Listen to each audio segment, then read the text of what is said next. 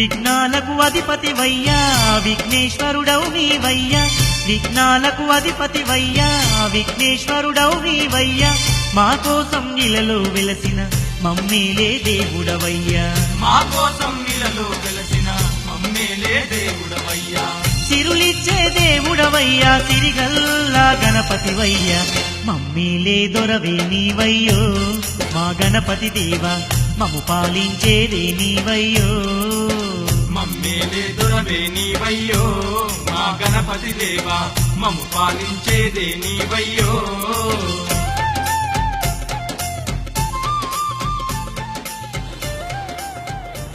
ఇది పుత్ర గణపతి వ్రతం.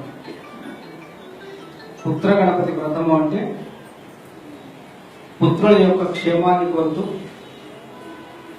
లేదు సంతానం కావాలి అనుకునేవారు, ముఖ్యముగా పుత్ర సంతానం కావాలి అనుకునేవారు చేసేటువంటి వ్రతం. ఎంత పెద్దవాడైనా సరే, వాడికి పిల్లలైనా సరే, ఆ తల్లి ఆ కొడుకు కోసం చేయవలసినటువంటి వ్రతం ఈ పుత్ర గణపతి వ్రతం. అదేంటి మేము ఎక్కడ చూడట్లేదు కదా, ఎక్కడ మాకు వినిపించలేదు, మా ఊహ తెలిసి మేము పెరుగుతున్నప్పటి నుంచి మాకు ఈ వ్రతం గురించి ఎక్కడ తెలియదు కదా, ఇక్కడ ఎందుకు చేస్తున్నారు అంటే,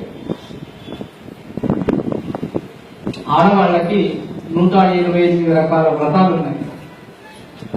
ఆ 128 రకాల వ్రతాలు చాలా గమ్మత్తుగా ఉంటాయి. మౌనంతో శివాలయానికి వెళ్లి దీపారాధన చేయడం అదొక వ్రతం. మౌనంగా ఉండి ఇల్లాలు ఆవు యొక్క కాళ్ళ సందులో నుంచి ఈదడం అదొక వ్రతం. ఒక పెద్ద బెల్లం తెచ్చి దాంట్లో గుట్టలాగా చేసి నెయ్యి పోసి దీపారాధన చేయడం అదొక వ్రతం. పిల్లల్ని ఆ పద్ధతిలో పెంచడం జరిగింది. వెనకట 10 మంది పిల్లలు కాబట్టి అందరికీ సమానంగా చూడాలి కాబట్టి చూసినారు. కానీ ఇప్పుడు వాళ్ళు ఒక్కడే కొడుకు, ఒక్కతే బిడ్డ, చాలా గారాబంగా పెంచాలి. కాబట్టి వాటిని అధికారంగా పెంచడం వల్ల వారికి కష్టమనేది తెలవకుండా పోయింది. తండ్రి తాత చాలా కష్టపడితే ఎంతో ఆస్తిని సంపాదించాడు. దానికి తండ్రి కూడా అనుభవించినాడు, కష్టపడినాడు. ఎందుకంటే తాత తండ్రికి కష్టాన్ని నేర్పినాడు. ఇప్పుడున్న జనరేషన్ లో తండ్రి పిల్లలకు కష్టం లేకుండా అన్ని సమకూరుస్తున్నారు. కాబట్టి వాడికి కష్టం తెలియకుండా పోతున్నది. కష్టం లేకుండా సుఖంగా పెరగడం వల్ల తల్లిదండ్రుల మీద తిరగబడడం కూడా జరుగుతున్నది. ఈ రోజు ఇది కొనిచ్చినామంటే రేపు అది కొనియకపోతే తిరగబడుతున్నాడు. వాడు అడగక ముందే తల్లిదండ్రులు అన్ని సమకూరుస్తున్నారు. తద్వారా పిల్లలు చెబితే వినకుండా తయారవుతున్నారు.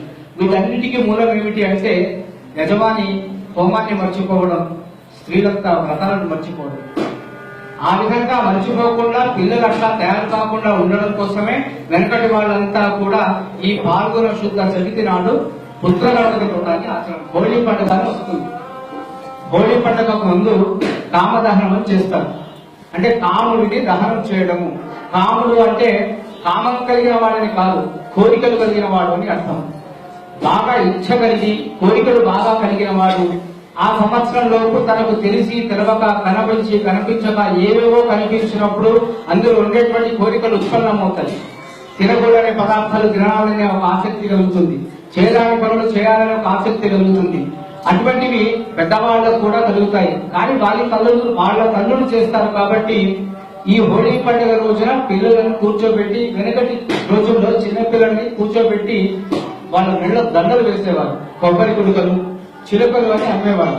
ఆ చిలకలను దండలాగా చేసి మెళ్ళో వేసి దిష్టి తీసేవారు.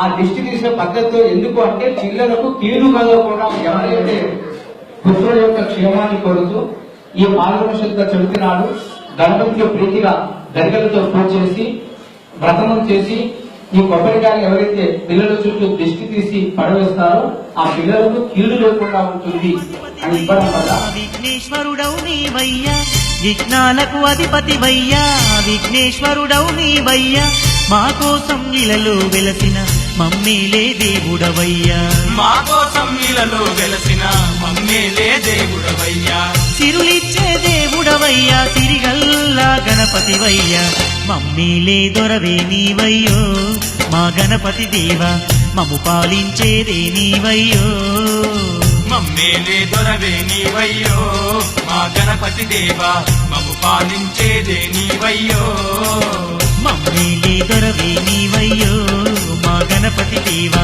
మము పాలించేదే నీవయ్యో మమ్మేలే దొరవే నీవయ్యో మా గణపతి దేవా మము పాలించేదే నీవయ్యో నాలకు అధిపతివయ్యా విఘ్నేశ్వరుడవు నీవయ్యా మా కోసం ఇలలో వెలసిన మమ్మేలే దేవుడవయ్యా మా కోసం ఇలలో వెలసిన మమ్మేలే దేవుడవయ్యా సిరులిచ్చే దేవుడవయ్యా సిరిగల్లా గణపతివయ్యా మమ్మేలే దొర ఇట్లు శ్రీ స్వయంభూ శ్వేతార్కమూల గణపతి దేవాలయం విష్ణుపురి కాజీపేట సెల్ 9347080055 939481081 మరియు 939481081